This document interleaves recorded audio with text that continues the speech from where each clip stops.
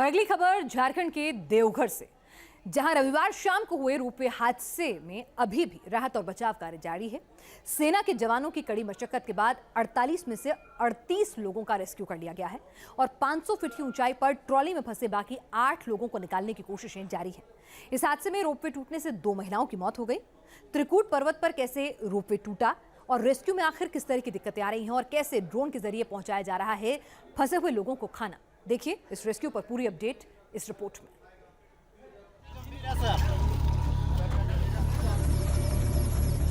ऊपर मौत, नीचे खाई, हवा में जिंदगी की लड़ाई। रोपवे टूटने से हवा में लटकी 48 जिंदगी। भोले की नगरी देवघर में बड़ा हादसा। रोपवे हादसे में फंसे लोगों का एमआई हेलीकॉप्टर से रेस्क्यू। जमीन पर लोगों का हुजूम, हवा में फंसी कई जिंदगियां और पहाड़ों का सीना चीरता सेना का हेलीकॉप्टर।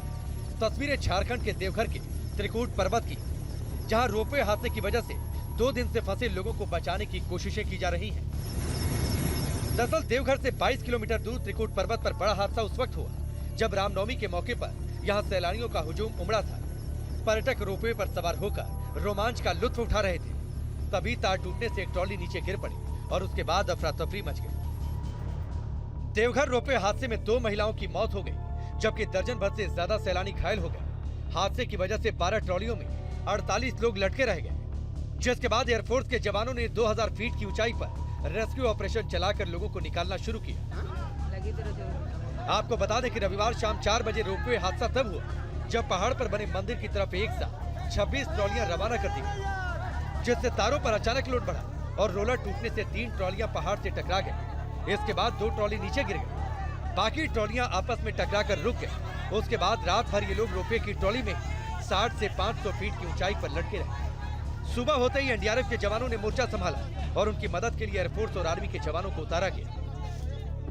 सोमवार सुबह करीब 6:30 बजे वायुसेना का हेलीकॉप्टर देवदूत बनकर मौके पर पहुंचा और रेस्क्यू ऑपरेशन शुरू करने से पहले वहां का हवाई सर्वे किया। इसके बाद हवा में अटके और ट्रॉली में फंसे लोगों को सुरक्षित बचाने की योजना तैयार की गई। सुबह से जारी जवानों की कड़ी मशक्कत कामयाब नहीं हुई।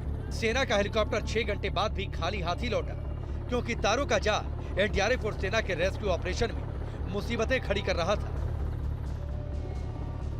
त्रिकूट पहाड़ी पर रेस्क्यू ऑपरेशन को अंजाम देना आसान नहीं था, क्योंकि रोपवे जिस पहाड़ी पर है उसकी जमीन पथरीली है, आने जाने का भी कोई रास्ता नहीं। इस पहाड़ी की ऊंचाई सतह से 800 मीटर ऊपर है, चढ़ाई भी 90 डिग्री के एंगल में बेहद तीखी है।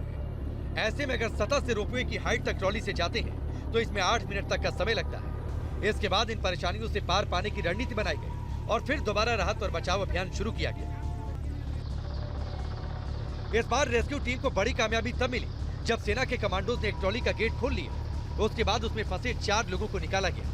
इसके बाद दूसरे ट्रॉली का गेट खोलने में भी बचाव दल को कामयाबी मिली। फिर बाकी लोगों को बचाने में जुट गए देवदूत बनकर पहुंचे सेना के जवान। पूरा रेस्क्यू ऑपरेशन सतह से ऊपर 50 से 500 फीट की ऊंचाई पर चलाया गया। रोपवे हादसे में फंसे लोगों का रेस्क्यू ऑपरेशन आसान नहीं था। ऐसे में गुजरते वक्त के साथ हवा में फंसे लोगों के परिवार वालों का सब्र भी जवाब देने लगा। वैसे इस हादसे ने रोपवे की सुरक्षा पर सवाल भी खड़े कर दिए, क्योंकि इससे पहले 18 फरवरी 2021 को छत्तीसगढ़ के डोंडरगढ़ में बमलेश्वरी मंदिर में रोपवे हादसा सामने आया था, जिसमें रोपवे ट्रॉली टूटकर नीचे गिर गई और उसमें एक व्यक्ति की घटनास्थल पर ही मौत हो गई। उससे पहले 26 जून 2017 को गुलमर्ग में भी रोपवे टूट गया था, जिसमें 4 लोगों की जान चली गई थी। ऐसे में इस तरह के हादसे को रोकने के लिए सरकार को कड़े कदम उठाने की जरूरत है और हादसे के जिम्मेदार लोगों पर कड़ी कार्रवाई भी होनी चाहिए। देवघर से रजीश सिन्हा के साथ टीम न्यूज नेशन।